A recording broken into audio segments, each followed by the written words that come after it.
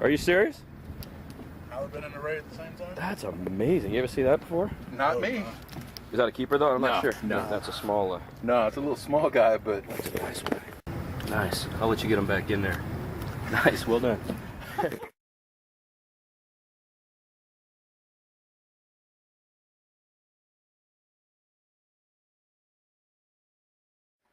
You know how we've been using swim bait Yes. in addition to regular bait, right? So I'll have one out there that has anchovies on it, or squid, or maybe both, on split hooks. And then lately I've been trolling. You've seen me do it, right? Yeah. So, and I watched that guy, Al. I kept noticing him do it. He didn't say it to me, but he just kind of showed me. He would walk up to a certain point on the pier, and he would cast into the wind when the tide was going out, right next to the pier. Now, if you have any idea about fishing at all, you have to understand that's difficult to do. So nobody does it, because if you do it, either the wind or the tide will most commonly take your hook and do what? And make it be hooked on the pier? Yeah, you'll get caught up, snagged on the pier, and you lose your gear, right? Yeah. That's the most common thing that happens to people when you're going into the wind that's blowing toward you on the pier, and the tide is going out, and you're fishing on that side. Okay? Yeah. And I watched him do it, and he was an older man. He was doing it almost like fly fishing.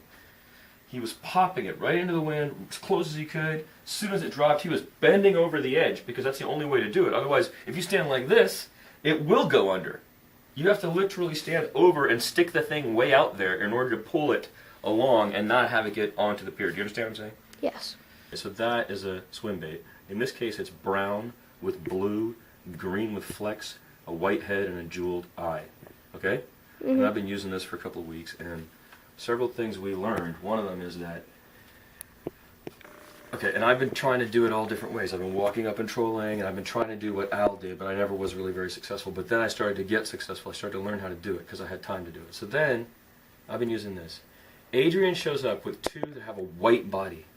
The whole body's white. And the point is that when you're in the eelgrass, this thing looks too much like the eelgrass, the brown and the green. So they don't see it, I don't think, the flounder. So the white one, which is I think also similar to the one that Al had when I finally did get to see it that day, Adrian went out and bought 4 or 5 of those, okay? And he rigged up his Daiwa, his light rod, with one of those. And I watched him troll up and down, up and down, up and down with no success. And I wanted to try it so badly because I'd talked to Al and I knew what the story was, you know. Finally, he gets on the telephone. You know how he does that. He gets in the hut and he goes and makes some phone calls like he calls his dad in England, or he'll... You know how he does that, right? Yeah. And the rod is sitting there, the trolling rod. And I grab it and I go running over to the rail.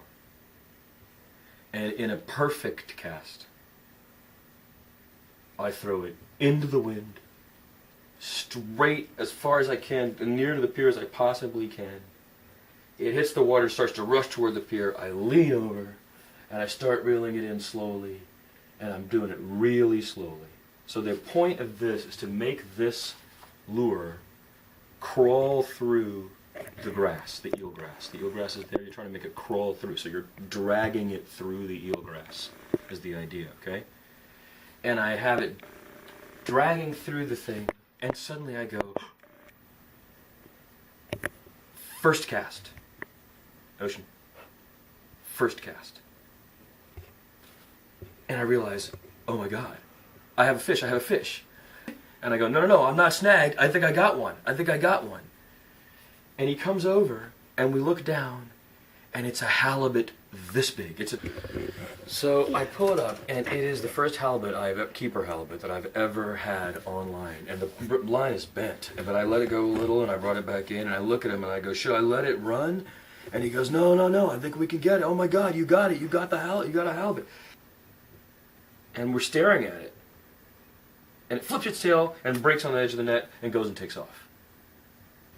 And we were dead silent for like a long time. We were both like, and then later on it was okay and whatever. But afterward, it hurts. Today's Wednesday. It hurts 4 days later when you lose a keeper thing that you could really enjoy, that you've been trying to catch for a long, long time. Ocean, it hurts days later. I had dreams about it. We both were like just, it was enraging. And at the same time, there's only one way to look at it, and this is the only way to look at it. The fish won. I had the battle. I won most of the battles. But the fish won the war that time. I wanted that halibut.